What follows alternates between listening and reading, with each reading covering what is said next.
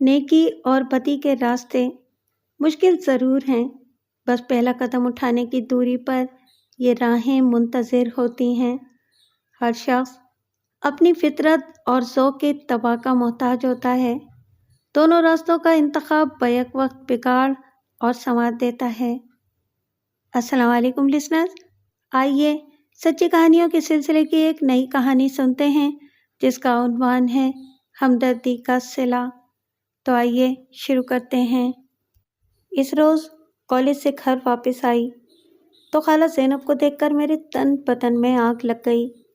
وہ بے جوڑ رشتے کروانے کی ماہر تھیں، اسی لیے اب تک ان کا بتایا ہوا کوئی بھی رشتہ مجھے یا میرے گھر والوں کو پسند نہیں آیا تھا۔ اس کے باوجود وہ مہینے 2 مہینے بعد کوئی فضول سا رشتہ لے کر آ جاتیں۔ امی اس کی آؤ بھگت کرنے پر اس لیے مجبور تھیں کہ انہیں میری شادی کی فکر کھائے جا رہی تھی۔ میں 28 برس کی ہو چکی تھی اور MSc کرنے کے بعد ایک سرکاری کالج میں لیکچرار کے طور پر ملازمت کر رہی تھی۔ ابو کا انتقال ہو چکا تھا اور دونوں بڑے بھائی بھی شادی کے بعد اپنی اپنی دنیا میں مگن تھے، اس لیے امی چاہتی تھیں کہ اپنی زندگی میں ہی میرے فرض سے سبکدوش ہو جائیں۔ میں خالہ زینب کا سامنا کرنا نہیں چاہتی تھی، لیکن مشکل یہ تھی کہ وہ امی کے ساتھ لاؤنج میں بیٹھی چائے اور سموسوں سے شغل فرما رہی تھیں اور مجھے اپنے کمرے میں جانے کے لیے وہیں سے گزرنا پڑتا۔ مرتا کیا نہ کرتا کہ مستاق۔ میں نے جی کڑا کیا اور انہیں سلام کر کے تیزی سے اپنے کمرے میں چلی گئی۔ گو کہ مجھے بہت زور کی بھوک لگ رہی تھی، لیکن خالہ زینب کے جانے سے پہلے کمرے سے نکلنے کا سوال ہی پیدا نہیں ہوتا تھا، اس لیے میں نے فریش ہونے کے بعد لباس تبدیل کیا اور لیپ ٹاپ لے کر بیٹھ گئی۔ تقریباً 1 گھنٹے بعد امی کمرے میں داخل ہوئیں اور ناراض ہوتے ہوئے بولیں، حد ہوتی ہے بد اخلاقی کی بھی، وہ مسلسل تمہیں پوچھ رہی تھی اور تم کمرہ بند کیے بیٹھی ہو۔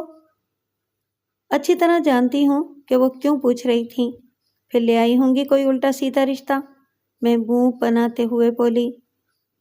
تم خواہ بدگمان ہو رہی ہو، وہ بیچاری تمہارے بھلے کے لیے ہی دوڑ دھوپ کر رہی ہیں۔ اب یہ بات دوسری ہے کہ اس کے لائے ہوئے رشتے ہم لوگوں کو پسند نہیں آتے، لیکن اس بار معاملہ مختلف لگتا ہے، تم خود ہی دیکھ لو۔ یہ کہہ کر انہوں نے ایک تصویر میری طرف بڑھائی۔ میں امی کو ناراض کرنا نہیں چاہتی تھی، اس لیے ہاتھ بڑھا کر وہ تصویر ان سے لے لی۔ بظاہر اس میں کوئی ایسی بات نہیں تھی جو میں کوئی تنقید کرتی۔ مناسب شکل و صورت، چہرے پر ایک دلاویز مسکراہٹ، بال سریکے سے سنورے ہوئے، سوٹ میں ملبوس وہ ایک اسمارٹ شخص کی تصویر تھی۔ میں نے ایک نظر دیکھ کر امی کو واپس کر دی۔ انہوں نے میری طرف دیکھا اور اس کے کوائف بتانے لگیں۔ لڑکا ایک غیر ملکی کمپنی میں اچھی پوسٹ پر ہے، ذاتی گھر اور اپنی گاڑی ہے، باپ کا انتقال ہو چکا ہے، بڑا بھائی امریکہ میں اور دونوں بہنیں شادی شدہ ہیں۔ یہ اپنی ماں کے ساتھ رہتا ہے، وہ بیمار رہتی ہیں، اس لیے ان کی خواہش ہے کہ اپنی زندگی میں ہی بیٹے کی شادی کر دیں۔ مجھے تو اس رشتے میں کوئی خرابی نظر نہیں آتی، آگے تمہاری مرضی۔ میرے پاس انکار کی کوئی وجہ نہیں تھی، اس لیے صرف اتنا ہی کہہ سکی، خالہ زینب کو تو بڑا چڑھا کر بیان کرنے کی عادت ہے، آپ ان کی باتوں پر کان دھرنے کے بجائے اپنے طور پر اطمینان کر لیں۔ البتہ میری ایک شرط ہے۔ وہ کیا؟ امی چونکتے ہوئے بولی، میں شادی کے بعد بھی ملازمت کرتی رہوں گی، کیونکہ آج کے دور میں عورت کے لیے معاشی طور پر خود مختار ہونا بہت ضروری ہے۔ میرا خیال ہے کہ انہیں اس پر کوئی اعتراض نہیں ہوگا، امی مطمئن ہوتے ہوئے بولیں۔ اس کے بعد معاملات بہت تیزی سے آگے بڑھے۔ امی نے خالہ زینب سے کہہ کر ان لوگوں کو اگلے اتوار پر ہی بلا لیا۔ صرف ماں بیٹا ہی آئے تھے۔ میں حسب روایت ان کے لیے چائے اور دیگر لوازمات لے کر گئی اور پہلی نظر میں ہی ان لوگوں کے بارے میں اچھی رائے قائم کر لی۔ وہ خاتون دیکھنے میں ہی بہت سلجھی ہوئی لگ رہی تھیں اور ان کی گفتگو میں ایک سلیقہ تھا۔ اسی طرح ان کے صاحبزادے ارشد بھی خاصے مہذب اور شریف نظر آئے۔ ان دونوں کے تاثرات سے لگ رہا تھا کہ میں انہیں پسند آ گئی ہوں اور میرا اندازہ درست نکلا۔ خاتون نے چائے کی پیالی میز پر رکھتے ہوئے کہا، بہن، مجھے آپ کی لڑکی بہت پسند آئی، لڑکا بھی آپ کے سامنے ہے، آپ اپنے اطمینان کے لیے اس سے براہ راست گفتگو کر سکتی ہیں۔ میرے پاس زیادہ وقت نہیں ہے، اس لیے آج ہی آپ سے آپ کی بیٹی مانگ رہی ہوں۔ امی نے روایتی انداز میں جواب دیا۔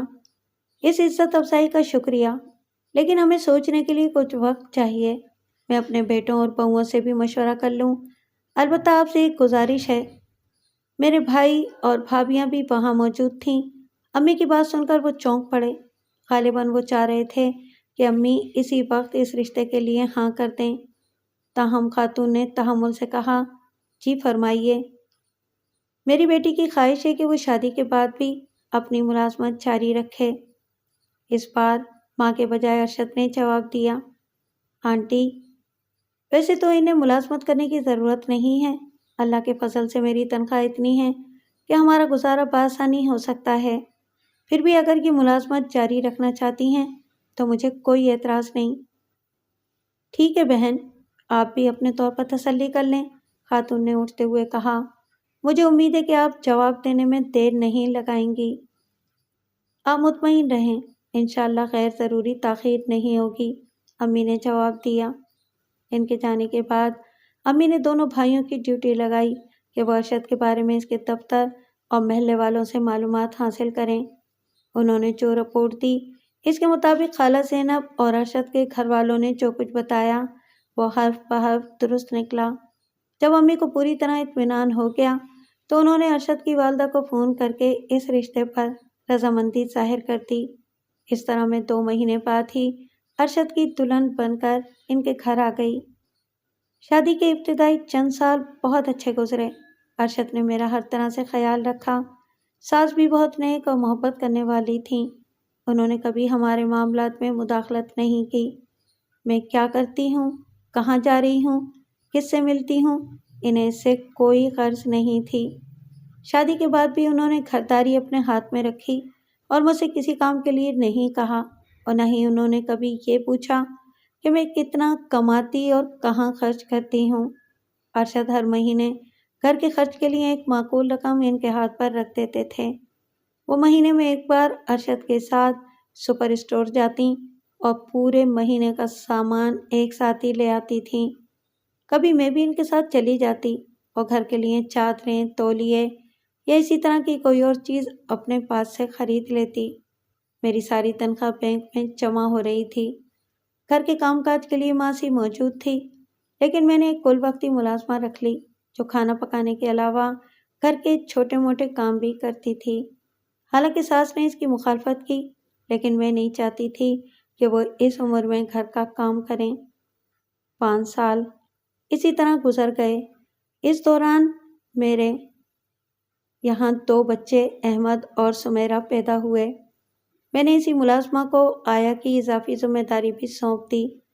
وہ میری غیر موجودگی میں بچوں کو بھی سنبھالتی تھی۔ اس طرح میں بے فکری سے اپنی ملازمت پر جاتی رہی۔ میری ترقی ہو گئی تھی اور مجھے گریڈ 18 مل گیا تھا۔ ارشد کے مشورے پر میں نے ایک چھوٹی سی گاڑی خرید لی۔ اس طرح مجھے کالج آنے جانے میں سہولت ہو گئی۔ اس دوران 2 حادثات رونما ہوئے۔ پہلے میری امی داغ مفارقت دے گئیں۔ اس کے کچھ عرصے بعد ساس نے بھی آنکھیں بند کر لیں۔ بھائیوں کو شاید امی کے مرنے کا ہی انتظار تھا۔ وہ امی کے انتقال کے چند ماہ بعد اپنے بیوی بچوں سمیت بیرون ملک منتقل ہو گئے۔ ایک کو امریکہ پسند آیا تو دوسرے نے آسٹریلیا کی راہ لی۔ جانے سے پہلے انہوں نے مکان کی پاور آف اٹارنی مجھے دے دی، جس کا مطلب تھا کہ اب ان کا واپس آنے کا کوئی ارادہ نہیں۔ میری سمجھ میں نہیں آیا کہ میں اس مکان کا کیا کروں۔ ارشد کا مشورہ تھا کہ اسے کرائے پر دے دیا جائے، اس کے لیے مکان خالی کرنا پڑتا، لیکن میں نہیں چاہتی تھی کہ امی نے بڑے شوق سے جو چیزیں جمع کی تھیں انہیں اونے پونے بیچ دیا جائے۔ اس کا حل یہ نکالا گیا کہ fridge, T V, washing machine اور فرنیچر میں نے اپنے گھر منتقل کیا اور مکان اسی حالت میں کرائے پر دے دیا۔ ویسے تو ارشد میں بہت سی خوبیاں تھیں، لیکن وہ ضرورت سے زیادہ ہمدرد، رحم دل اور خدا ترس واقع ہوئے تھے۔ اس کے علاوہ سنی سنائی باتوں پر جلد یقین کر لیتے تھے، بلکہ اس پر عمل بھی شروع کر دیتے تھے۔ مثلاً دفتر میں کسی نے بتا دیا کہ کلونجی میں ہر مرض کی شفا ہے سوائے موت کے، تو وہ دوسرے دن ہی کلونجی کا تیل لے کر آ گئے اور اس کے چند قطرے شہد اور پانی میں ڈال کر نہار منہ پینا شروع کر دیا۔ اسی طرح کسی اخبار، رسالے یا نیٹ پر کوئی ٹوٹکا پڑھ لیتے تو فوراً ہی عمل شروع ہو جاتا۔ ایک دن جمعے کی نماز پڑھنے مسجد میں گئے تو خطبے میں امام صاحب نے صدقہ خیرات کی اہمیت پر روشنی ڈالی اور کہا کہ اللہ کی راہ میں خرچ کرنے والے کو اس کا کئی گنا اجر ملتا ہے۔ یہ سنتے ہی دریائے سخاوت جوش میں آ گیا اور انہوں نے غریبوں کی مدد کرنے پر کمر باندھ لی۔ کچھ ہی دنوں میں یہ حالت ہو گئی کہ کوئی فقیر ہمارے دروازے سے خالی ہاتھ نہ جاتا، حالانکہ ان میں اکثریت پیشہ ور گداگروں کی تھی جنہوں نے بھیک مانگنے کو کاروبار بنا رکھا ہے۔ میں ایسے لوگوں کو دینے کے سخت خلاف تھی۔ کبھی ان کے ساتھ شاپنگ پر جاتی تو مارکیٹ میں یا سگنل پر جو بھی فقیر ہاتھ پھیلاتا وہ اسے کچھ نہ کچھ ضرور دیتے، حالانکہ وہ شکل سے ہی پروفیشنل لگ رہا ہوتا۔ میں منع کرتی تو کہتے، میرے پاس ایسا کوئی پیمانہ نہیں کہ اصلی اور جعلی کی پہچان کر سکوں۔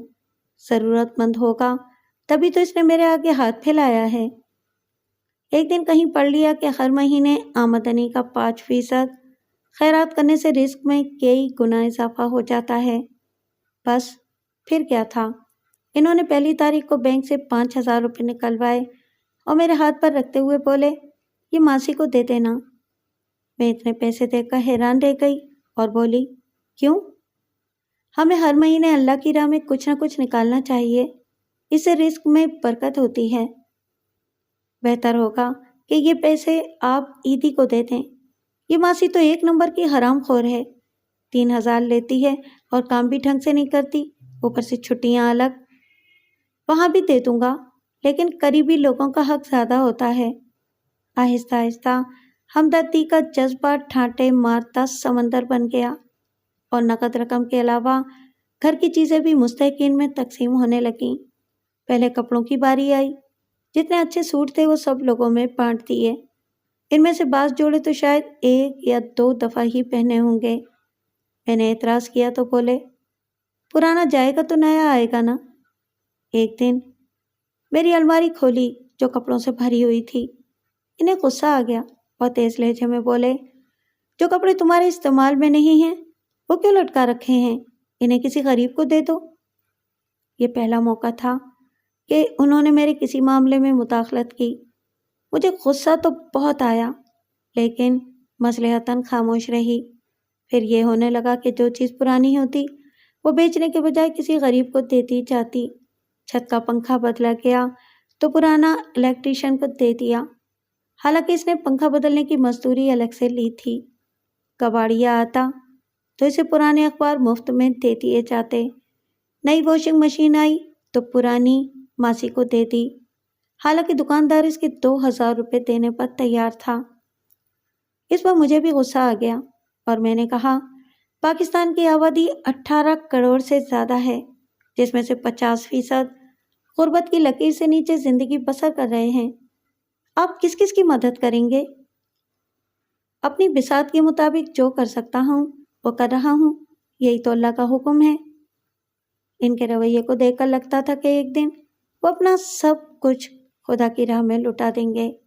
لوگوں کو بھی ان کی اس کمزوری کا علم ہو گیا تھا اور وہ کسی نہ کسی بہانے مانگنے آ جاتے۔ ان میں دوست، رشتے دار، محلے والے اور پھیری لگا کر سامان بیچنے والے سبھی شامل تھے۔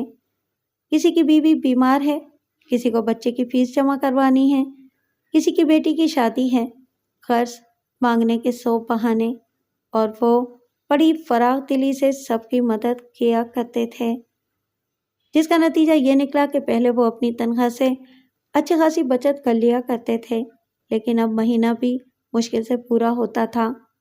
اگر میری تنخواہ اور مکان کا کرایہ نہ ہوتا تو انہیں دن میں تارے نظر آ جاتے۔ ایک دن دفتر سے آئے تو کچھ پریشان لگ رہے تھے۔ میں گھبرا گئی کیونکہ اس سے پہلے انہیں کبھی اس حال میں نہیں دیکھا تھا۔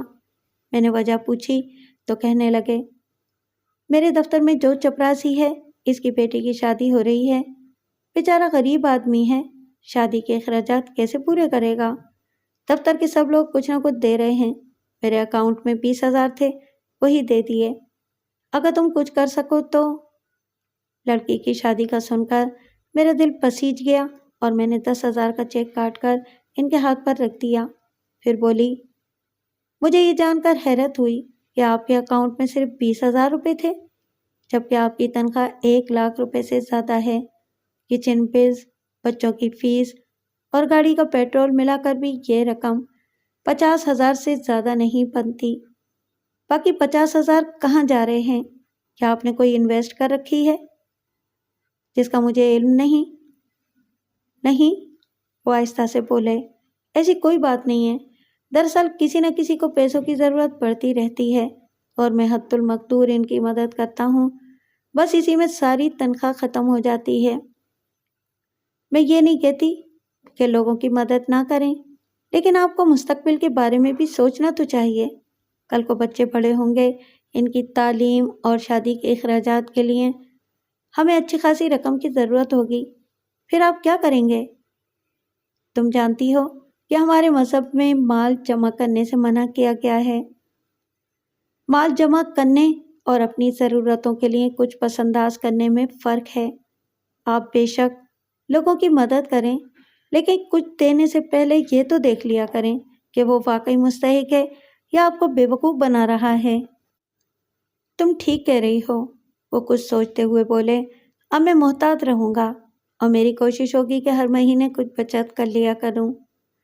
اس کے بعد واقعی ان کے رویے میں تبدیلی آ گئی، گو کہ ہمدردی کا دریا اب بھی بہہ رہا تھا، لیکن اس میں پہلی جیسی طغیانی نہیں تھی۔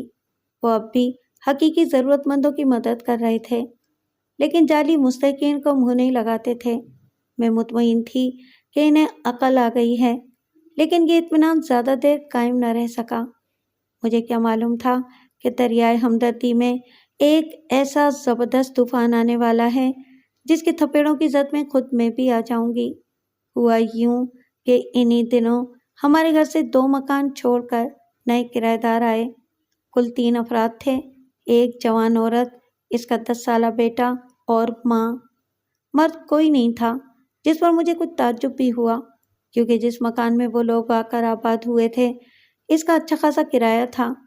وہ عورت یا اس کی ماں کوئی کام بھی نہیں کرتی تھیں، اور یہی بات مجھے کھٹک رہی تھی کہ مکان کا کرایہ، یوٹیلیٹی بلز اور گھر کے اخراجات کیسے پورے ہوتے ہوں گے۔ میں نے یہی بات عرشا سے کہی تو وہ ناراض ہوتے ہوئے بولے، تمہیں کیا فکر ہے؟ یہ ان کا مسئلہ ہے کہ کس طرح وہ اپنے اخراجات پورے کرتے ہیں۔ ممکن ہے کہ انہوں نے اپنی جمع پونجی کہیں انویسٹ کر رکھی ہو اور اس کی آمدنی سے گزارا ہو رہا ہو۔ ارشد کی بات میرے حلق سے اتری نہیں اور میں شروع دن سے ہی ان لوگوں کے بارے میں شک میں مبتلا ہو گئی۔ دوسرے دن ہی وہ عورت ہمارے گھر آ گئی۔ شام کا وقت تھا اور ارشد بھی گھر میں ہی تھے۔ میں نے اخلاقاً اسے ڈرائنگ روم میں بٹھایا اور اس کی خاطر تواضع میں لگ گئی۔ اس نے اپنا نام فرزانہ بتایا۔ شو نے اسے چھوڑ دیا تھا اور بیٹے کی کسٹڈی کے مسئلے پر دونوں میں تنازع چل رہا تھا۔ شو نے دھمکی دی تھی کہ وہ اپنے بیٹے کو عدالت کے ذریعے حاصل کر لے گا، اسی لیے وہ اپنا شہر چھوڑ کر یہاں آ گئی تھی۔ دوسرے لفظوں میں وہ شوہر سے چھپتی پھر رہی تھی۔ میں پوچھنا چاہ رہی تھی کہ اس کا گزارا کیسے ہوتا ہے، لیکن اس کی نوبت نہیں آئی۔ اس نے خود ہی بتا دیا کہ اس کے مالی حالات اچھے نہیں ہیں۔ اس کے پاس تھوڑا سا زیور تھا، وہ اس نے بیچ دیا۔ وہ رقم اور مہر کے پیسے اس نے بینک میں رکھوا دیے۔ اس کا تھوڑا بہت منافع آ جاتا ہے۔ ایک بھائی ہے جو اپنی بیوی سے چھپ کر کبھی کبھار کچھ مدد کر دیتا ہے، لیکن عموماً ہاتھ تنگ ہی رہتا ہے اور بعض اوقات تو فاقوں کی نوبت آ جاتی ہے۔ وہ جو کچھ کہہ رہی تھی، اس کی ظاہری حالت کو دیکھتے ہوئے اس پر یقین کرنا بہت مشکل تھا۔ اس میں کوئی شک نہیں کہ وہ بہت خوبصورت تھی۔ گورا رنگ، گہری سی آنکھیں، ستواں ناک، یاقوتی ہونٹ اور گالوں میں پڑنے والے ڈمپلز نے اس کے حسن کو 4 چاند لگا دیے تھے۔ دیکھنے میں وہ کوئی فلم ایکٹریس لگ رہی تھی۔ اس نے کھلے گلے کی شرٹ پہن رکھی تھی اور دوپٹہ بے پرواہی سے گلے میں پڑا ہوا تھا۔ اس کا لباس، ہیئر اسٹائل، پیروں میں پڑے ہوئے چپل، سب کچھ اس کے بیان کردہ حالات سے بہت مختلف تھا۔ اسے دیکھ کر کوئی نہیں کہہ سکتا تھا کہ وہ کوئی غریب عورت ہے اور اس کے گھر میں فاقے ہوتے ہیں۔ میرا خیال تھا کہ وہ چائے پینے کے بعد چلی جائے گی، لیکن وہ بیٹھی رہی۔ کچھ دیر بعد اس نے ادھر ادھر دیکھا اور بولی، کیا بھائی صاحب گھر پہ نہیں ہیں؟ جی میں تو آیا کہ کہہ دوں کہ نہیں، لیکن مجھے جھوٹ بولنے کی عادت نہیں تھی، اس لیے میں نے کہا وہ لاؤنج میں بیٹھے ٹی وی دیکھ رہے ہیں، چلیں میں ان سے وہیں مل لیتی ہوں۔ یہ کہہ کر وہ کھڑی ہو گئی۔ اس سے پہلے کہ میں اسے روکتی، وہ ڈرائنگ روم کا دروازہ کھول کر لاؤنج میں آ گئی۔ میں بھی اس کے پیچھے پیچھے تھی۔ ارشد ہاتھ میں ریموٹ پکڑے ٹی وی دیکھنے میں مصروف تھے۔ وہ بے دھڑک ان کے سامنے جا کر کھڑی ہو گئی اور بولی، السلام علیکم بھائی صاحب۔ ارشد نے چونک کر اس کی طرف دیکھا تو وہ بے تکلفی سے صوفے پر بیٹھتے ہوئے بولی، میں آپ کی نئی پڑوسن ہوں، فرزانہ۔ ہم لوگ کل ہی یہاں شفٹ ہوئے ہیں۔ آج سیٹنگ وغیرہ سے فارغ ہوئی تو سوچا کہ آپ لوگوں کو سلام کراؤں۔ اچھا اچھا، ارشد سر ہلاتے ہوئے بولے، کیسی ہیں آپ؟ جی اللہ کا بڑا کرم ہے۔ وہ تھوڑا سا آگے کو جھکتے ہوئے بولی۔ اس کا دوپٹہ شانوں سے ڈھلک کر گھٹنوں پر آن گرا تھا۔ ارشد اس نظارے کی تاب نہ لا سکے اور انہوں نے جھینپتے ہوئے اپنی نگاہیں ٹی وی پر جما دیں۔ اسے بھی کچھ خیال آ گیا تھا۔ وہ دوپٹہ شانوں پر پھیلاتے ہوئے بولی، میں نے اپنے بارے میں باجی کو سب کچھ بتا دیا ہے۔ بہت برے حالات سے گزر رہی ہوں، لیکن کسی پر بوجھ نہیں بننا چاہتی۔ گو کہ پہلی ملاقات میں یہ کہتے ہوئے عجیب سا لگ رہا ہے، لیکن میرے پاس بالکل بھی وقت نہیں ہے، اس لیے جلد از جلد کوئی کام شروع کرنا چاہتی ہوں۔ اگر کسی ملازمت کا بندوبست ہو جائے تو آپ کی بڑی مہربانی ہوگی۔ میں گریجویٹ ہوں، تھوڑی بہت کمپیوٹر سے بھی واقفیت ہے۔ ارشد کے چہرے پر ایک رنگ آ کر گزر گیا۔ شاید انہیں بھی توقع نہیں تھی کہ وہ پہلی ہی ملاقات میں اپنا مدعا بیان کر دے گی۔ وہ یہ بات مجھ سے بھی کہہ سکتی تھی۔ یقیناً اس نے آنے سے پہلے ہمارے بارے میں پوری معلومات حاصل کر لی ہوں گی اور وہ جان گئی ہوگی کہ میں بھی ایک سرکاری کالج میں گریڈ 18 کی لیکچرار ہوں، لیکن اس نے نہ جانے کیوں ارشد کو ترجیح دی۔ ارشد نے رسماً پوچھ لیا، آپ نے پہلے کبھی ملازمت کی ہے؟ جی نہیں، وہ بولی، تعلیم ختم ہوتے ہی شادی ہو گئی تھی، پھر گھرداری کے جھمیلوں میں پھنس کر ملازمت کا خیال ہی نہیں آیا اور نہ مجھے اس کی ضرورت تھی۔ اب حالات سے مجبور ہو کر اس بارے میں سوچنا پڑ رہا ہے۔ یہ کہتے ہوئے اس کی آواز بھرا گئی، یوں لگا جیسے وہ فوراً رو پڑے گی۔ ارشد بھی گھبرا گئے، جلدی سے بولے، آپ پریشان مت ہوں، میں پوری کوشش کروں گا کہ آپ کے لیے جلد از جلد کسی ملازمت کا بندوبست ہو جائے، اور ویسے بھی آپ کو جس چیز کی ضرورت ہے بلا تکلف کہہ سکتی ہیں۔ پڑوسیوں کا حق سب سے زیادہ ہوتا ہے۔ او میرے خدا، وہ ایک ادا سے اٹھلاتے ہوئے بولی، کس زبان سے شکر ادا کروں میں تو سوچ بھی نہیں سکتی تھی کہ اتنا اچھا پڑوس ملے گا۔ کوئی بات نہیں، ارشد نے خوش دلی سے کہا، انسانی انسانوں کے کام آتے ہیں۔ آپ مجھے ایک درخواست دے دیں، میں کسی سے بات کرتا ہوں۔ میں کل ہی آپ کو درخواست پہنچا دیتی ہوں۔ یہ کہہ کر وہ اٹھی اور لہراتی بل کھاتی چلی گئی۔ اس کی چال ایسی تھی جیسے کوئی ماڈل ریمپ پر واک کر رہی ہو۔ اس کے جانے کے بعد ارشد نے ٹی وی بند کیا اور بولے، بیچاری بہت دکھی معلوم ہوتی ہے۔ ہاں، اس نے اپنے بارے میں جو کچھ بتایا ہے اس سے تو یہی لگتا ہے، لیکن وہ دکھی نظر نہیں آتی۔ کیا مطلب؟ آپ نے اس کا انداز نہیں دیکھا؟ دکھی عورتیں اس طرح بند سنور کر کہیں نہیں جاتی۔ مجھے تو وہ کوئی فلم ایکٹریس معلوم ہو رہی تھی۔ دیکھا نہیں اس بے حیائی سے اس نے اپنا دوپٹہ نیچے گرا دیا تھا۔ اوہ ہو، اتفاقاً ایسا ہو گیا ہوگا، اور جہاں تک بننے سنورنے کا تعلق ہے تو وہ پہلی بار ہمارے گھر آئی تھی۔ اگر اس نے ڈھنگ کے کپڑے پہن لیے تو اس میں حرجی کیا ہے؟ آپ کیوں اس کی وکالت کر رہے ہیں؟ میں نے تنک کر کہا۔ میں کیوں کسی کی وکالت کرنے لگا؟ وہ گڑبڑاتے ہوئے بولے، بس یوں ہی ایک بات کہتی تھی۔ میں جانتی ہوں کہ آپ کے دل میں ہمدردی کا چشمہ ابل پڑا ہے، لیکن ابھی اسے کچھ دینے کی ضرورت نہیں ہے۔ پہلے میں اپنا اطمینان کر لوں کہ وہ جو کچھ کہہ رہی ہے اس میں کتنی سچائی ہے۔ ٹھیک ہے، ویسے میں جانتا ہوں کہ اس کی ملازمت ہو جائے تو اچھا ہے تاکہ وہ کسی پر بوجھ نہ بنے۔ تم بھی کوشش کرنا۔ دیکھوں گی۔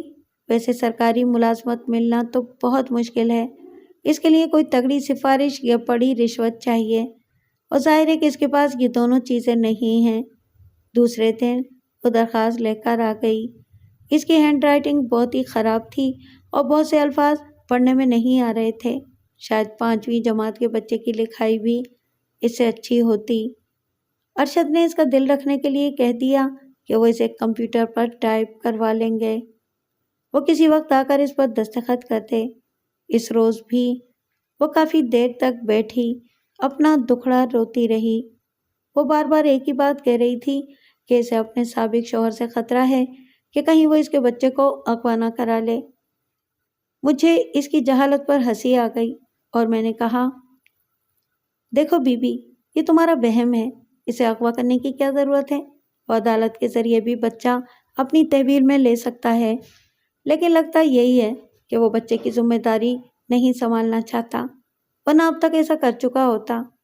شاید اس نے تمہیں ڈرانے کے لیے یہ دھمکی دی ہوگی۔ آپ نہیں جانتی وہ کتنا کینہ پرور اور ظالم شخص ہے۔ اگر اسے میرے ٹھکانے کا پتہ چل گیا تو وہ ضرور کوئی کارروائی کرے گا۔ یہ تمہارا دوسرا وہم ہے۔ اتنے بڑے شہر میں وہ تمہیں کیسے ڈھونڈ سکتا ہے؟ پھر بھی اگر تمہیں ڈر ہے تو گھر سے باہر نکلتے وقت چہرے پر نقاب ڈال لیا کرو۔ توبہ کریں جی، مجھے تو وحشت ہوتی ہے، نقاب کا سن کر ہی میرا دم گھٹنے لگتا ہے۔ جیسے تمہاری مرضی، میں نے تو تمہارے بھلے کے لیے ہی کہا تھا۔ تیسرے دن وہ ٹائپ شدہ درخواست پر دستخط کرانے کے بہانے پھر آ گئی، لیکن اس روز کافی بجھی بجھی اور پریشان لگ رہی تھی۔ چہرہ اترا ہوا اور لباس بھی ملکجا سا لگ رہا تھا۔ اس نے بننے سنورنے کا تکلف بھی نہیں کیا تھا۔ گزشتہ 2 روز کے مقابلے میں اس کا روپ یکسر مختلف تھا۔ حیرت انگیز طور پر اس نے سر اور سینے کو دوپٹے سے ڈھانپ رکھا تھا اور نظریں جھکا کر باتیں کر رہی تھی۔ اس نے خاموشی سے درخواست پر دستخط کیے اور واپس جانے لگی، لیکن میں نے اس کا ہاتھ پکڑ کر روک لیا اور پوچھا، کیا بات ہے؟ تم کچھ پریشان لگ رہی ہو؟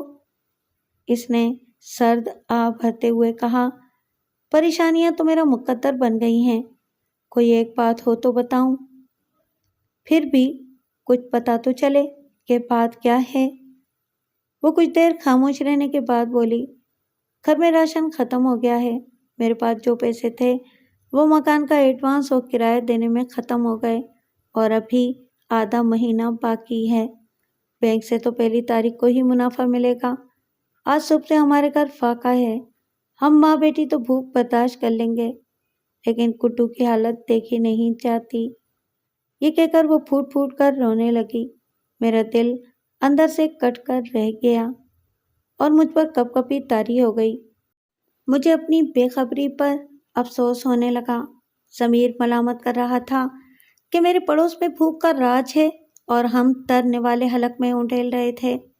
میں نے گلوگیر لہجے میں کہا، تم نے خیریت برتی اور ہمیں بھی گناہگار کیا۔ اگر سمی بتا دیتی تو کچھ نہ کچھ انتظام ہو جاتا اور یہ نوبت نہ آتی۔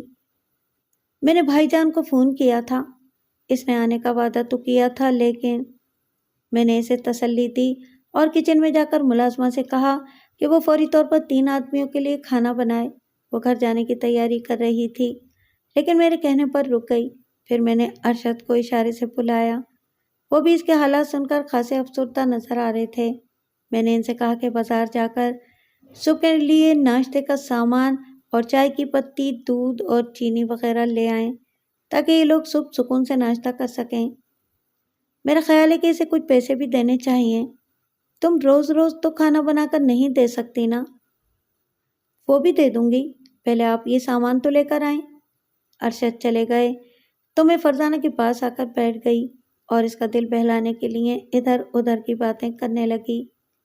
میں نے اسے مشورہ دیا کہ جب تک ملازمت نہیں ملتی وہ گھر پر ہی کوئی کام شروع کر دے تاکہ 4 پیسے ہاتھ آئیں اور اسے کسی پریشانی کا سامنا نہ کرنا پڑے۔ باجی، میں کیا کام کر سکتی ہوں؟ میرے ہاتھ میں تو کوئی ہنر بھی نہیں ہے، شوہر کے گھر میں راج کرتی تھی، اس لیے کوئی کام سیکھنے کے بارے میں سوچا بھی نہیں۔ اب سیکھ لو، اس کے لیے عمر کی کوئی قید تو نہیں ہوتی۔ شہر میں ایسے بے شمار ادارے ہیں جہاں عورتوں کو مختلف اقسام کے ہنر سکھائے جاتے ہیں۔ تم اپنے رجحان کے مطابق ان میں سے کسی ایک کا انتخاب کر سکتی ہو، مثلاً سلائی، کڑھائی، کمپیوٹر وغیرہ وغیرہ۔ آج کل کمپیوٹر پر کام کرنے والوں کی بہت مانگ ہے، اور کچھ نہیں تو محلے کے بچوں کو ہی گھر پر ٹیوشن پڑھانا شروع کر دو۔ باجی، مجھے اس محلے میں آئے ہوئے ابھی چند دن ہی ہوئے ہیں، میں کسی کو نہیں جانتی اور نہ ہی کوئی مجھے جانتا ہے۔ ایسے میں کون اپنے بچے میرے پاس بھیجے گا، اور نہ ہی مجھے پڑھانے کا کوئی تجربہ ہے۔ جی میں آیا کہ کہہ دوں کہ تمہیں تو ملازمت کا بھی کوئی تجربہ نہیں ہے، پھر اس کے لیے اتنی بے چین کیوں ہو رہی ہو؟ لیکن موقع کی نزاکت کو دیکھتے ہوئے خاموش رہی۔ البتہ یہ اندازہ ضرور ہو گیا، اس عورت کو مانگ کر کھانے کی عادت ہے۔ تھوڑی دیر میں ارشد سامان لے کر آ گئے۔ ملازمہ نے بھی کھانا تیار کر لیا تھا۔ میں نے وہ سب چیزیں اس کے حوالے کی اور 5,000 روپے دیتے ہوئے کہا، فی الحال ان سے کام چلاؤ، اور اگر مزید پیسوں کی ضرورت ہو تو بلا تکلف کہہ دینا۔ میں یہ گناہ اپنے سر نہیں لے سکتی کہ میرے پڑوس میں کوئی بھوکا سوئے، اور ہاں، میرا مشورہ جو میں نے تمہیں دیے ہیں ان پر ضرور غور کرنا۔ اس کی آنکھوں میں آنسو آ گئے اور وہ دوپٹے کے پلو سے انہیں صاف کرتے ہوئے بولی، میں کس زبان سے آپ کا شکریہ ادا کروں؟ بس آپ مجھے کوئی کام دلوا دیں، ساری عمر آپ کی احسان مند رہوں گی۔ میں پوری کوشش کروں گا کہ تمہیں جلد از جلد کوئی جاب مل جائے، ارشد نے اسے تسلی دیتے ہوئے کہا۔ اس کے بعد فرزانہ نے میرے گھر کا راستہ دیکھ لیا اور موقع بے موقع آنے لگی۔ چند ہی دنوں میں اس کی بہت سی خوبیاں مجھ پر آشکارا ہو گئیں، اور میں اس نتیجے پر پہنچی کہ وہ جیسا اپنے آپ کو ظاہر کرتی ہے ویسی ہے نہیں۔ مجھے یہ بھی یقین ہو گیا کہ وہ 2 نمبر عورت ہے، اور اپنے مظلوم و غریب ہونے کا تاثر دے کر لوگوں کی ہمدردیاں سمیٹتی ہے۔ اسے غالباً ارشد کے جذبہ ہمدردی کے بارے میں معلوم ہو گیا تھا، اس لیے وہ ان کے سامنے اپنے آپ کو خود درجہ مظلوم ظاہر کرتی۔ ارشد تو پہلے دن سے ہی اس کے جھانسے میں آ چکے تھے۔ ان کا بس نہیں چل رہا تھا کہ اپنی پوری تنخواہ اس کے ہاتھ پر رکھ دیں، لیکن پے در پہ کچھ ایسے واقعات ہوئے کہ میری نظروں میں وہ مشکوک ہو گئی۔ ایک دن میں کالج سے واپس آئی تو گھر کے سامنے سے سبزی والا گزر رہا تھا۔ میں نے اسے رکنے کا اشارہ کیا اور اپنے گیٹ کے سامنے گاڑی کھڑی کر کے اسے آلو پیاز خریدنے لگی۔ میں نے دیکھا فرزانہ اپنے دروازے پر کھڑی کسی مرد سے ہنس ہنس کر باتیں کر رہی تھی۔ میں کچھ دیر کھڑی اسے دیکھتی رہی، پھر وہ شخص گھر کے اندر چلا گیا۔ مجھے کیونکہ خریدنے کی عادت نہیں ہے، اس لیے یہی سمجھی کہ وہ کوئی اس کا عزیز رشتہ دار ہوگا۔ شام کو فرزانہ آئی تو وہ پہلے کے مقابلے میں کافی حشاش بشاش لگ رہی تھی۔ اس نے چست لباس پہن رکھا تھا اور کھلے بال شانوں پر بکھرے ہوئے تھے۔ اس نے مجھ سے سرسری انداز میں 2-4 باتیں کی، پھر ارشد کے پاس بیٹھ گئی۔ اس نے یہی ظاہر کیا کہ وہ اپنی ملازمت کے بارے میں معلوم کرنے آئی ہے، لیکن انداز سے لگ رہا تھا کہ وہ ارشد کو رجھانے کی کوشش کر رہی ہے تاکہ ان سے زیادہ مال بٹور سکے، اور وہ اس میں کامیاب ہو گئی۔ اس کا اندازہ مجھے اس وقت ہوا جب پہلی تاریخ کو ارشد نے گھر کے خرچ کے علاوہ کچھ پیسے میرے ہاتھ پر رکھے اور بولے، ہم جو تنخواہ کا 5% مستحقین کو دیا کرتے ہیں، اب وہ فرزانہ کو دے دیا کرنا۔ اس کا حق سب سے زیادہ ہے۔ ایک تو وہ ہمارے پڑوس میں رہتی ہے، دوسرے اس کا کوئی مستقل ذریعہ آمدنی نہیں۔ یا آپ کیسے کہہ سکتے ہیں؟ اسے ہر مہینے بینک سے منافع ملتا ہے، پھر اس کا بھائی بھی مدد کرتا رہتا ہے۔ ہمیں دوسرے لوگوں کا حق مار کر سارے پیسے اسے نہیں دینے چاہیے۔ بینک کا منافع برائے نام ہے، اور بھائی بھی باقاعدگی سے اسے پیسے نہیں دیتا، اس لیے میری نظر میں تو وہی سب سے زیادہ مستحق ہے۔ اس فضول عورت کے لیے میں اپنے شوہر سے بحث نہیں کر سکتی تھی، اس لیے خاموش ہو گئی اور وہ سارے پیسے فرزانہ کو دے دیے۔ اس کے باوجود اس نے ہمارا پیچھا نہیں چھوڑا۔ اب وہ بہانے سے ارشد کے ساتھ کہیں نہ کہیں چلی جاتی، اور اس روز بھی ایسا ہی ہوا۔ وہ صبح صبح آ گئی۔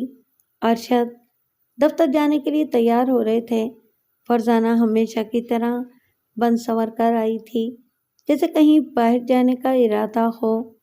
ارشد کو دیکھتے ہوئے بولی، اچھا ہوا میں وقت پر تیار ہو گئی، ورنہ ڈر رہی تھی کہ آپ نکل نہ گئے ہوں۔ ارشد نے چونک کر دیکھا اور بولے، کہیں جانا ہے کیا؟ ہاں، وہ اپنا دایاں ہاتھ گال پر رکھتے ہوئے بولی، رات سے داڑھ میں شدید درد ہو رہا ہے، اس لیے ٹھیک سے سو بھی نہ سکی۔ آپ مجھے جنا اسپتال چھوڑ دیں، میں وہیں دکھا دوں گی، آپ کے تو راستے میں پڑتا ہوگا۔ وہاں چھوڑنا تو کوئی مسئلہ نہیں، لیکن سرکاری اسپتالوں میں تو بہت رش ہوتا ہے۔ میرا خیال ہے کہ آپ کسی پرائیویٹ ڈاکٹر کو دکھا دیں۔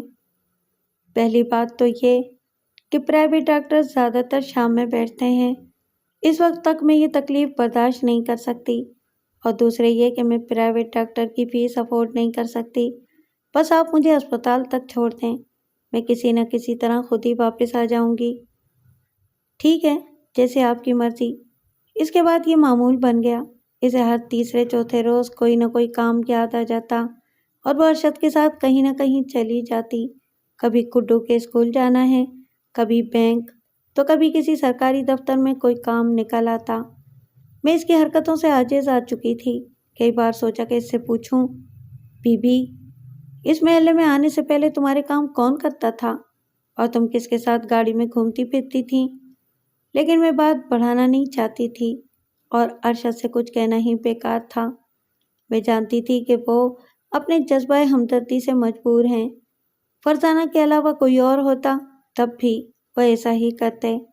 البتہ مجھے اس بات کا پورا یقین ہو گیا تھا کہ فرزانہ پلے درجے کی مکار اور عیار عورت ہے، اور اس کا کام ہی مردوں کو بے وقوف بنا کر ان سے پیسے بٹورنا تھا۔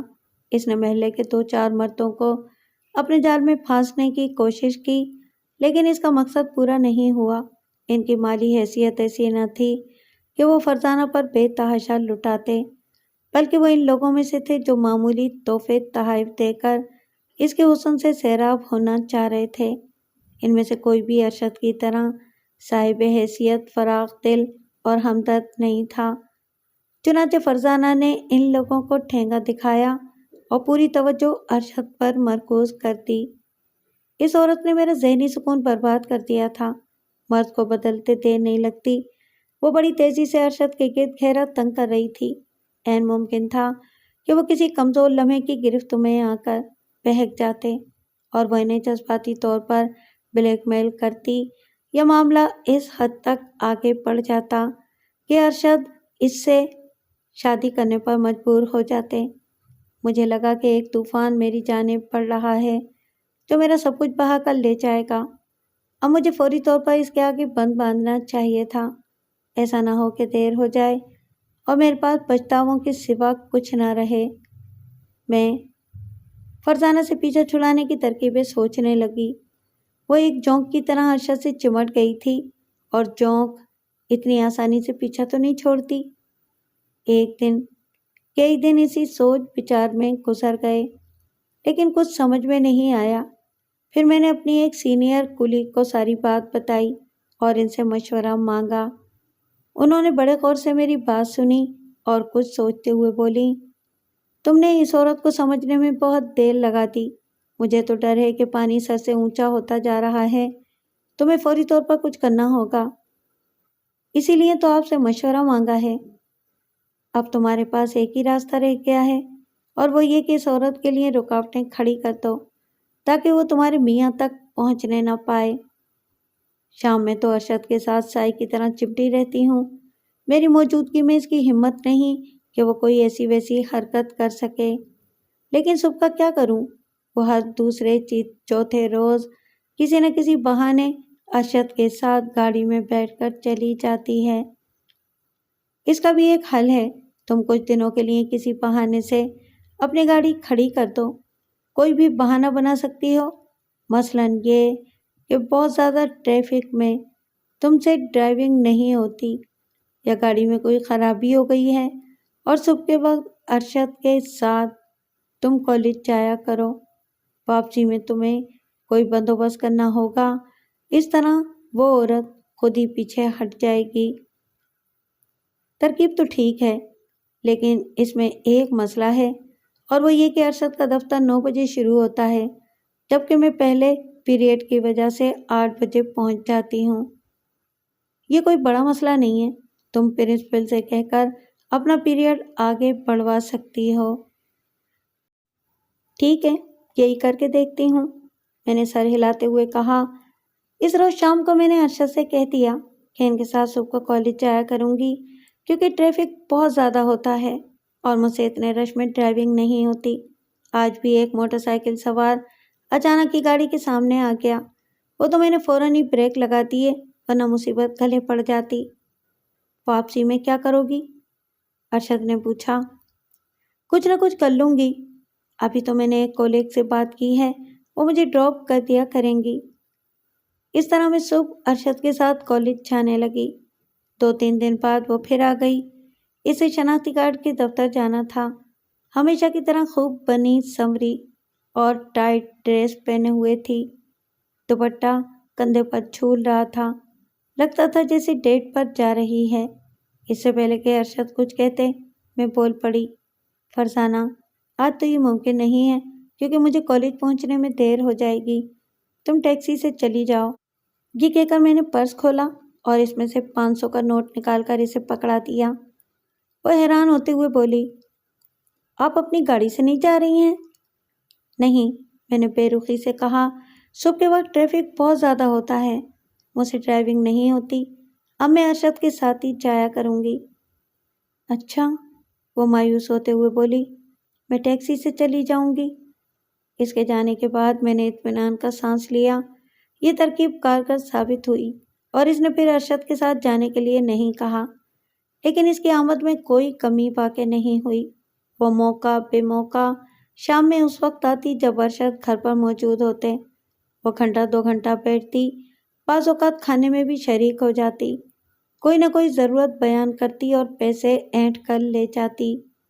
اسے اپنے حسن پر بہت ناز تھا، وہ بجلیاں گراتی آتی اور ارشد نے اپنے گرد جو حصار باندھ رکھا تھا اس میں شگاف ڈالنے کی کوشش کرتی، لیکن میری موجودگی میں اس کا کوئی داؤ کارگر نہیں ہو رہا تھا۔ میں ایک لمحے کے لیے بھی ارشد کے پاس سے ہٹتی نہیں تھی اور میری کوشش یہی ہوتی تھی کہ وہ ارشد سے زیادہ باتیں نہ کر سکے۔ پھر میں نے ارشد کو بہانے بہانے باہر لے جانا شروع کر دیا، کبھی شاپنگ، کبھی ڈنر، تو کبھی کسی رشتہ دار سے ملنے کے لیے۔ ارشد اور بچوں کو لے کر چلی جاتی، لیکن وہ بھی بہت ڈھیٹ تھی، اس نے اپنی آمد و رفت جاری رکھی، حالانکہ اسے ارشد کے پاس بیٹھنے کا بہت کم موقع ملتا تھا۔ میں اپنی جگہ مطمئن تھی، لیکن اس نے ایک ایسا داؤ کھیلا جسے میں تقریباً چاروں شانے چت ہو گئی۔ ہوا یوں کہ ایک دن ارشد معمول کے مطابق دفتر سے واپس آنے کے بعد ٹی وی دیکھ رہے تھے کہ ان کے موبائل پر فرزانہ کی کال آئی۔ ارشد نے فون سنا اور ٹی وی بند کرتے ہوئے بولے، فرزانہ گر پڑی ہے اور اس کی کمر میں چوٹ آئی ہے، آواز سے لگ رہا تھا کہ وہ کافی تکلیف میں ہے، جلدی سے تیار ہو جاؤ، اسے اسپتال لے جانا ہوگا۔ مجھے بچوں کو ہوم ورک کرانا تھا، اس لیے میں نے کہہ دیا، مجھے بچوں کو تیاری کروانی ہے، آپ چلے جائیں۔ ارشد کو شاید میری بات پسند نہیں آئی، لیکن وہ کچھ نہیں بولے اور کپڑے بدل کر چلے گئے۔ ان کی واپسی 2 گھنٹے بعد ہوئی۔ میرے پوچھنے پر انہوں نے بتایا، گھر کے دروازے پر کیلے کا چھلکا پڑا ہوا تھا، اس پر پاؤں پڑا اور وہ زمین پر گر گئی۔ کمر میں چوٹ آئی ہے، وہ تو شکر ہے کہ ہڈی بچ گئی، ڈاکٹر نے دوائیاں دی ہیں اور 1 ماہ تک فزیو تھراپی کے لیے کہا ہے۔ اوہو، یہ تو بہت برا ہوا، میں نے دکھاوے کے لیے اظہار ہمدردی کرتے ہوئے کہا، آپ اسے کچھ پیسے دے دیں، وہ بیٹے کے ساتھ فزیو تھراپی کروانے چلی جایا کرے گی۔ یہی تو مسئلہ ہے، بیٹے کو اس نے بھائی کے پاس بھیج دیا ہے کیونکہ اس حالت میں وہ اس کی حفاظت نہیں کر سکتی تھی۔ ٹھیک ہے، ماں اتنی ضعیف بھی نہیں کہ بیٹی کے ساتھ نہ جا سکے۔ شروع میں تو ہم دونوں میں سے کسی ایک کو جانا ہوگا، بعد میں اس کی حالت بہتر ہوئی تو وہ خود ہی چلی جایا کرے گی۔ مجھے تو معافی رکھیں، میں نے منہ بناتے ہوئے کہا۔ میرے پاس وقت ہے اور نہ شام کے وقت ڈرائیونگ کر سکتی ہوں۔ پھر مجھے ہی کچھ کرنا پڑے گا، وہ آہستہ سے بولے۔ میں نے کوئی جواب نہیں دیا کیونکہ جانتی تھی کہ اس وقت ہمدردی کے دریا میں طغیانی آئی ہوئی ہے، اس لیے میرا کچھ کہنا بیکار ہوگا۔ اگلے روز سے ارشد نے اسے فزیو تھراپی کے لیے لے جانا شروع کر دیا۔ کبھی کبھی میں بھی ساتھ چلی جاتی، وہ بھی اس لیے کہ محلے والے ارشد کی آمد و رفت کو شک کی نگاہ سے نہ دیکھیں، لیکن میرے لیے روز روز جانا ممکن نہ تھا کیونکہ اس میں کم از کم 2 سے 3 گھنٹے لگتے تھے۔ ارشد کا خیال تھا کہ وہ ہفتہ 10 دن میں اس قابل ہو جائے گی کہ خود ہی اسپتال جا سکے، لیکن ایسا نہیں ہوا اور پورا مہینہ ارشد اس کے ساتھ جاتے رہے۔ اکثر دیر ہو جاتی تو وہ یہی کہتے کہ دیر سے نمبر آیا تھا۔ فرزانہ نے اس موقع سے بھرپور فائدہ اٹھایا اور ارشد کو اپنے حسن کے جال میں جکڑنے میں کامیاب ہو گئی۔ فزیو تھراپی ختم ہو چکی تھی، لیکن اس کے بعد بھی وہ ارشد کے ساتھ کہیں نہ کہیں چلی جاتی تھی، جس کا نتیجہ یہ نکلا کہ محلے میں 6 مگوئیاں شروع ہو گئیں۔ میری ملازمہ نے بھی بتایا کہ لوگ فرزانہ بی بی اور صاحب کے بارے میں الٹی سیدھی باتیں کر رہے ہیں۔ میں اس کی بات کا کبھی یقین نہ کرتی اگر سب کچھ اپنی آنکھوں سے اور کانوں سے سن نہ لیا ہوتا۔ اس روز مجھے کسی کام سے باہر جانا تھا۔ ارشد کافی تھکے ہوئے لگ رہے تھے، اس لیے میں نے انہیں ڈسٹرب کرنا مناسب نہ سمجھا اور خود ہی قریبی سپر اسٹور تک چلی گئی۔ مجھے کچھ گروسری خریدنا تھی، اس میں بھی 2 گھنٹے لگ گئے۔ واپس آئی تو لاؤنج سے فرزانہ کے بولنے کی آواز آئی۔ وہ میرے بارے میں ہی کوئی بات کر رہی تھی۔ میں الٹے پاؤں پلٹ گئی۔ کچن کا ایک دروازہ سائڈ کی گیلری میں بھی کھلتا تھا۔ میں اس دروازے سے کچن میں داخل ہوئی، سامان کاؤنٹر پر رکھا اور لاؤنج میں کھلنے والے دروازے کے پیچھے کھڑے ہو کر ارشد و فرزانہ کی باتیں سننے لگی۔ میرا خیال ہے کہ تمہیں شادی کر لینی چاہیے، ارشد کی آواز آئی۔ اس معاشرے میں مرد کے بغیر عورت کے لیے زندگی گزارنا مشکل ہے، اسے قدم قدم پر مرد کے سہارے کی ضرورت ہوتی ہے۔ اس کا اندازہ تمہیں بیماری کے دوران ہو گیا ہوگا۔ مجھ سے کون شادی کرے گا؟ وہ اداس لہجے میں بولی۔ کیوں؟ تمہارے اندر کیا کمی ہے؟ جوان ہو، خوبصورت ہو، تم سے شادی کرنے کے لیے بہت سے مرد تیار ہو جائیں گے۔ ہاتھ پکڑنے والے تو بہت ہیں، لیکن ذمہ داری لینے کے لیے کوئی تیار نہیں۔ کیسی ذمہ داری؟ میں کچھ سمجھا نہیں۔ میرا ایک بیٹا بھی ہے ارشد صاحب۔ بہت سے لوگ مجھ سے شادی کرنے کی خواہش کر چکے ہیں، لیکن جب انہیں گڈو کے بارے میں پتہ چلتا ہے تو وہ پیچھے ہٹ جاتے ہیں، اور میں بھی نہیں چاہتی کہ میرے بیٹے پر سوتیلے باپ کا سایہ پڑے۔ خدا جانے دوسرا شوہر اس کے ساتھ کیسا سلوک کرے۔ سب مرد ایک جیسے نہیں ہوتے، تم اس بارے میں ضرور سوچو۔ اگر آپ جیسا کوئی مل جائے تو میں شادی کرنے کے لیے تیار ہوں۔ بلکہ آپ، وہ کچھ کہتے کہتے رک گئی، پھر شوق لہجے میں بولی، کیا آپ مجھ سے شادی کریں گے؟ مجھے یقین ہے کہ آپ گڈو کو باپ کا پیار اور شفقت دے سکتے ہیں۔ میں وہ ہکلاتے ہوئے بولے، یہ کیسے ممکن ہے؟ میں تو ایسی بات سوچ بھی نہیں سکتا۔ اس دنیا میں سب کچھ ممکن ہے، آپ ہی مجھے سہارا دے سکتے ہیں۔ آپ کے علاوہ میں کسی دوسرے مرد کا تصور بھی نہیں کر سکتی۔ نہیں، تم غلط سوچ رہی ہو، میں دوسری شادی نہیں کر سکتا۔ مجھے اپنی بیوی اور بچوں سے بہت محبت ہے۔ دوسری شادی کرنا کوئی جرم تو نہیں ہے، بہت سے لوگ کرتے ہیں، اور اسلام میں تو 4 کی گنجائش ہے۔ تم جانتی ہو کہ دوسری شادی کرنے کے لیے مجھے سیما سے اجازت لینا ہوگی، اور وہ تو کیا، کوئی بھی عورت خوشی سے یہ اجازت نہیں دے سکتی۔ سیدھی انگلی سے گھی نہ نکلے تو ٹیڑھی انگلی استعمال کرنا پڑتی ہے۔ آپ مرد ہیں، تھوڑی سی ہمت کریں، وہ مان جائیں تو ٹھیک، ورنہ 3 لفظ ادا کرنے میں کیا دیر لگتی ہے؟ اس کے بعد تو کوئی رکاوٹ نہیں رہے گی نا؟ اف میرے خدا، کتنی خطرناک عورت تھی وہ، اور کس بے دردی سے میرا گھر برباد کرنے پر تلی ہوئی تھی۔ جی میں آیا کہ سبزی کاٹنے والی چھری اس کے پیٹ میں کھونپ دوں۔ میں اس کے ناپاک خون سے اپنے ہاتھ رنگنا اور جیل جانا نہیں چاہتی تھی۔ ویسے بھی یہ وقت جوش کے بجائے ہوش سے کام لینے کا تھا۔ میں دروازے سے کان لگائے ارشد کے جواب کی منتظر تھی، لیکن وہ گمسم بیٹھے ہوئے تھے اور ان کے چہرے سے بیزاری عیاں تھی۔ پھر میری آنکھوں نے ایک ناقابل یقین منظر دیکھا۔ وہ اپنی جگہ سے اٹھی اور ارشد کے بالکل نزدیک تر ہو گئی۔ اس نے اپنی باہیں ان کی گردن میں ڈال دیں اور مخمول لہجے میں بولی، میں آپ کے بغیر نہیں رہ سکتی۔ اگر آپ نے مجھے سہارا نہ دیا تو میں اپنی جان دے دوں گی اور میرا خون آپ کی گردن پر ہوگا۔ ارشد اس اچانک حملے کے لیے تیار نہیں تھے، اس لیے بوکھلائے ہوئے لہجے میں بولے، ارے رے رے، یہ کیا کر رہی ہو؟ کوئی دیکھ لے گا۔ دیکھ لے، میں کسی سے نہیں ڈرتی، وہ ان سے لپٹتے ہوئے بولی، پہلے مجھ سے شادی کرنے کا وعدہ کریں۔ ارشد نے بمشکل تمام اسے خود سے جدا کیا اور کھڑے ہوتے ہوئے بولے، اس وقت تم جاؤ، فی الحال میں کوئی وعدہ نہیں کر سکتا۔ سوچ لیں، اگر آپ نے ایک ہفتے میں فیصلہ نہیں کیا تو نتائج کی ذمہ داری آپ پر ہوگی۔ وہ لہراتی ہوئی مٹکتی ہوئی چلی گئی اور ارشد اپنا سر پکڑ کر بیٹھ گئے۔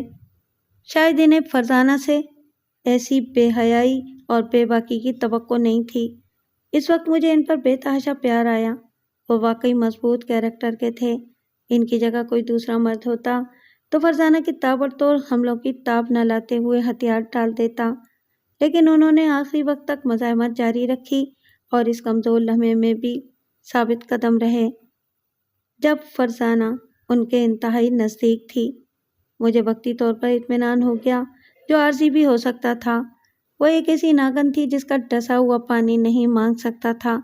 اس کا دوسرا حملہ زیادہ خطرناک اور جان لیوا ہو سکتا تھا اور اب مجھے اسی کا توڑ تلاش کرنا تھا۔ میں نے کچن کاؤنٹر سے سامان اٹھایا اور عقبی دروازے سے باہر آ گئی، پھر گھوم کر دوبارہ فرنٹ ڈور پر آئی، لاؤنج میں داخل ہو کر سامان ڈائننگ ٹیبل پر رکھا اور ارشد والے صوفے پر بیٹھ کر ٹانگیں پھیلا دیں اور یوں ظاہر کیا جیسے بہت تھک گئی ہوں۔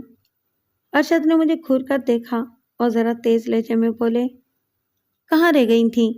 2 گھنٹے سے بیٹھا سوکھ رہا ہوں۔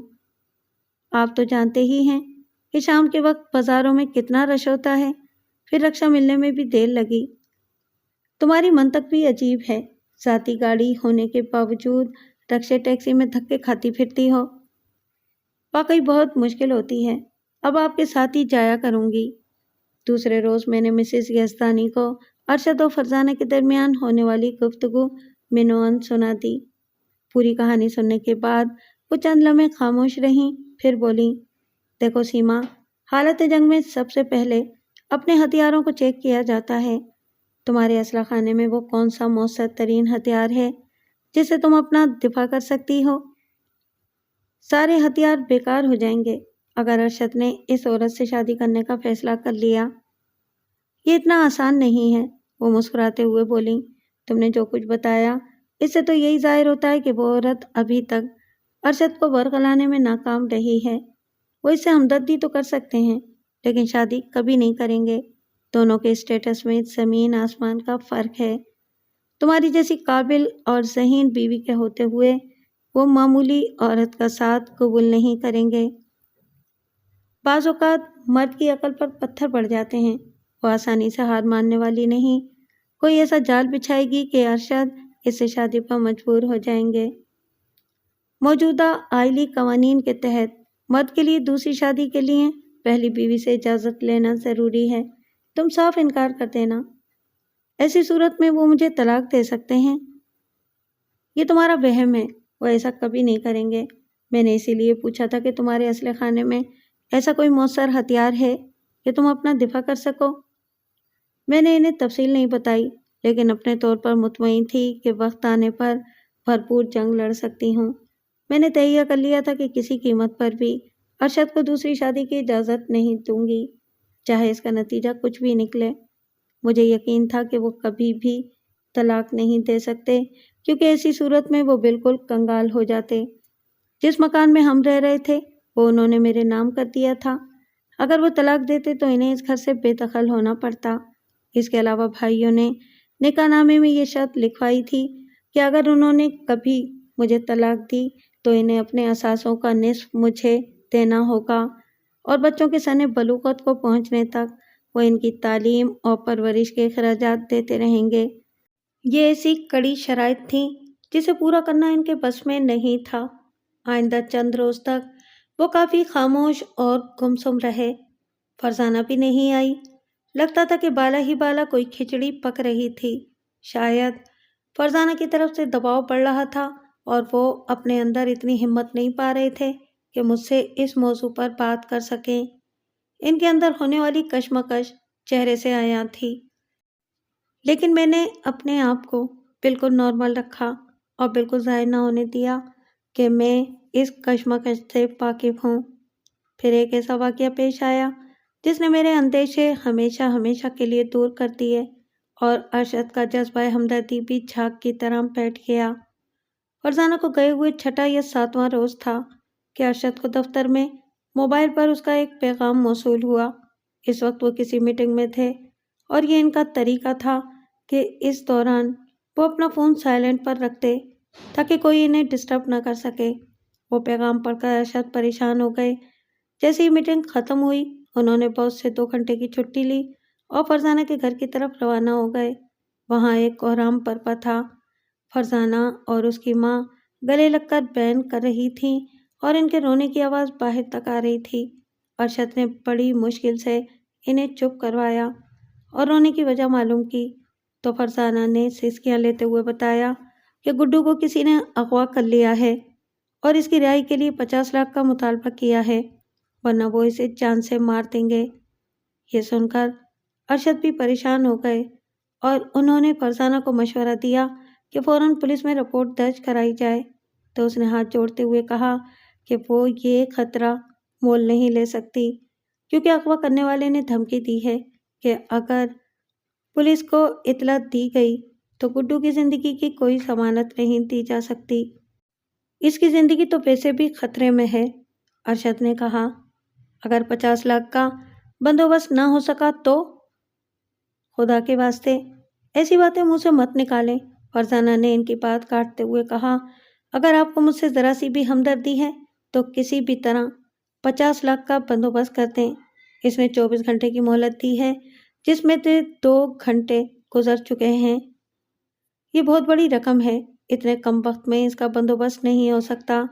میرے اکاؤنٹ میں زیادہ سے زیادہ 2.5-3 لاکھ ہوں گے، اگر گاڑی بیچ دوں تو بھی 8-9 لاکھ سے زیادہ نہیں ہوں گے، اور اتنی جلدی گاڑی بھی نہیں بک سکتی۔ ارشد بار بار کھڑی دیکھ رہے تھے۔ انہیں 2 گھنٹے کے اندر دفتر پہنچنا تھا۔ ان کی ذمہ داریوں کی نوعیت ایسی تھی کہ وہ زیادہ دیر دفتر سے باہر نہیں رہ سکتے تھے۔ انہوں نے فرزانہ سے کہا، اب اگر اس کا فون آئے تو تاوان کی رقم کم کروانے کی کوشش کرنا۔ میں زیادہ سے زیادہ 10 لاکھ کا بندوبست کر سکتا ہوں۔ امید تو نہیں کہ وہ مان جائے، میں کوشش کرتی ہوں۔ ارشد اسے تسلی دے کر دفتر چلے گئے۔ شام 4 بجے فرزانہ نے انہیں فون کر کے بتایا کہ وہ 25 لاکھ پر راضی ہو گیا ہے، اب وہ 2 گھنٹے بعد فون کرے گا۔ ارشد نے کہا، اسے صاف صاف کہہ دو کہ ہم 10 لاکھ سے زیادہ نہیں دے سکتے۔ مجھے امید ہے کہ وہ مان جائے گا، کیونکہ گڈو کو جان سے مارنے کی دھمکی اس نے صرف تمہیں ڈرانے کے لیے دی ہے۔ اس سے اسے کیا فائدہ ہوگا؟ وہ ان 10 لاکھ سے بھی ہاتھ دھو بیٹھے گا۔ شام کو ارشد گھر آئے تو انہوں نے سارا ماجرا مجھے سنایا۔ میں بھی پریشان ہو گئی۔ میری رائے بھی یہی تھی کہ پولیس کو اطلاع کر دینی چاہیے، کیونکہ 25 لاکھ کا بندوبست کرنا بھی مشکل تھا۔ ارشد نے میرے کہنے پر ایک بار پھر فرزانہ کو فون کر کے یہی مشورہ دیا، لیکن وہ نہیں مانی اور کہا کہ وہ اغوا کنندگان کے فون کا انتظار کر رہی ہے، اسے ایک بار پھر پیسے کم کروانے کی کوشش کرے گی۔ رات 10 بجے اس کا فون آیا اور اس نے بتایا کہ وہ کسی طرح 20 لاکھ سے کم پر راضی نہیں ہو رہا تھا، لیکن جب اس نے کہا کہ وہ بمشکل تمام 10 لاکھ کا انتظام کر سکی ہے اور اس سے زیادہ نہیں دے سکتی، اب یہ اس کی مرضی ہے کہ وہ یہ پیشکش قبول کرتا ہے یا نہیں، ورنہ میں اپنے بیٹے پر صبر کر لوں گی۔ اس پر وہ مان گیا۔ اس نے کل 12 بجے تک کا وقت دیا ہے، پھر وہ بتائے گا کہ رقم کہاں پہنچانی ہے اور گڈو کی واپسی کس طرح ہوگی۔ میں نے ارشد سے پوچھا کہ ان کے اکاؤنٹ میں کتنے پیسے ہیں اور کیا وہ 10 لاکھ کا انتظام کر سکیں گے۔ اس پر انہوں نے کہا، میں نے بینک فون کر کے معلوم کیا تھا، میرے اکاؤنٹ میں 2,40,000 روپے ہیں۔ کار ڈیلر سے بات کی ہے، وہ 6 لاکھ دینے پر تیار ہے، باقی رقم تم پوری کر دو، میں جلد ہی لوٹا دوں گا۔ میں تو پیسے دے دوں گی، لیکن آپ گاڑی کیوں بیچ رہے ہیں؟ آنے جانے کا مسئلہ ہو جائے گا۔ اس وقت میرے نزدیک گڈو کی واپسی زیادہ اہم ہے، گاڑی تو بعد میں بھی آ جائے گی، اس وقت تک تمہاری کار استعمال کروں گا۔ میں خاموش ہو گئی، جانتی تھی کہ اس وقت ان پر ہمدردی کا بخار چڑھا ہوا ہے اور میری کوئی بات ان کی سمجھ میں نہیں آئے گی۔ دوسرے دن میں نے انہیں 2 لاکھ کا چیک دیا، وہ بینک گئے، چیک کیش کروایا، اپنے اکاؤنٹ سے بھی پیسے نکالے، پھر گاڑی ڈیلر کے حوالے کر کے ٹیکسی میں فرزانہ کے گھر پہنچے اور 10 لاکھ روپے اس کے حوالے کر دیے۔ اس کی آنکھوں میں آنسو آ گئے اور وہ گلوگیر لہجے میں بولی، آپ نے مجھ دکھیا پہ اتنا بڑا احسان کیا ہے کہ میں ساری عمر بھی آپ کی جوتیاں سیدھی کرتی رہوں تو بھی کم ہے۔ آپ نے مجھے ہمیشہ ہمیشہ کے لیے خرید لیا ہے۔ انسان ہی انسان کے کام آتا ہے، مجھ سے جو ہو سکتا تھا وہ میں نے کیا۔ پھر وہ گھڑی دیکھتے ہوئے بولے، میں یہاں رک کر گڈو کی واپسی کا انتظار کرتا، لیکن مجھے ایک میٹنگ میں جانا ہے، تو مجھے فون کر کے اس کی واپسی کے بارے میں بتا دینا۔ یہ کہہ کر وہ دفتر کے لیے روانہ ہوئے۔ جاتے جاتے انہوں نے فرزانہ کو ایک بار پھر تاکید کی کہ وہ فون کرنا نہ بھولے۔ فرزانہ نے انہیں یقین دلایا کہ گڈو جیسے ہی گھر آیا وہ انہیں فون کر دے گی۔ وہ اپنے کاموں میں ایسے مصروف ہوئے کہ انہیں کسی اور بات کا خیال ہی نہ رہا، لیکن جب 4 بج گئے تو وہ بے چین ہو گئے کہ فرزانہ نے اب تک فون کیوں نہیں کیا۔ تھوڑی سی فرصت ہوئی تو انہوں نے خود ہی فرزانہ کا نمبر ڈائل کیا، لیکن دوسری جانب سے کوئی جواب نہیں ملا۔ اس کے بعد انہوں نے کئی مرتبہ کوشش کی، لیکن فرزانہ سے رابطہ نہ ہو سکا۔ چھٹی ہوتے ہی انہوں نے فرزانہ کے گھر کی طرف دوڑ لگائی۔ اس کے دروازے پر تالا پڑا ہوا تھا۔ ارشد کی پریشانی اور بڑھ گئی۔ ان کی سمجھ میں نہیں آیا کہ وہ فرزانہ کے بارے میں کس سے معلوم کریں۔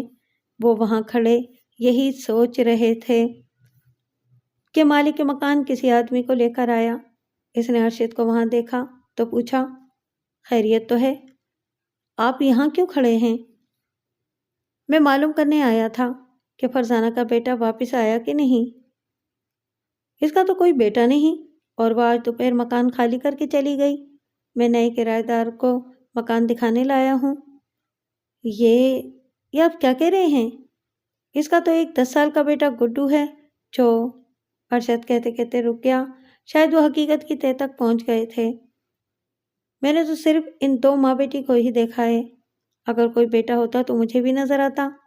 میں اوپر کی منزل پر ہی تو رہتا ہوں۔ ارشد نے کوئی جواب نہیں دیا اور گھر چلے آئے۔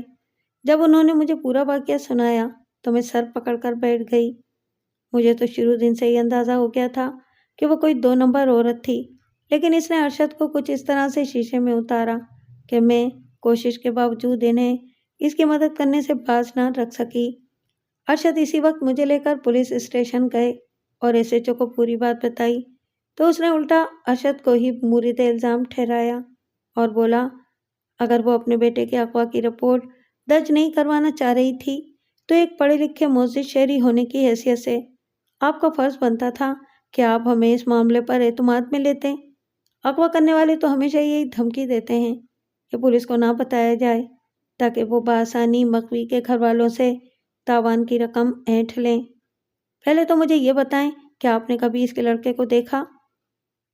نہیں۔ میں نے جب بھی پوچھا تو اس نے یہی کہا کہ وہ ماموں کے یہاں گیا ہوا ہے۔ ارشد صاحب، اب میں سمجھ گیا، اس لڑکے کا کوئی وجود نہیں ہے۔ اس نے آپ لوگوں کو بیوقوف بنانے کے لیے ایک فرضی کردار تخلیق کیا تھا اور پھر اس کے اغوا کا ڈرامہ رچا کر آپ سے 10 لاکھ کی رقم اینٹھ لی۔ اگر آپ مجھے بتا دیتے تو ہم اس عورت کا پیچھا کر کے یہ رقم برآمد کر سکتے تھے۔ میں اور ارشد حونقوں کی طرح ایس ایچ او کا منہ دیکھ رہے تھے۔ وہ اپنی بات جاری رکھتے ہوئے بولا، میں یقین سے کہہ سکتا ہوں کہ وہ عورت 9 سربازوں کے گروہ سے تعلق رکھتی تھی جو مختلف طریقوں سے لوگوں کو لوٹتے ہیں۔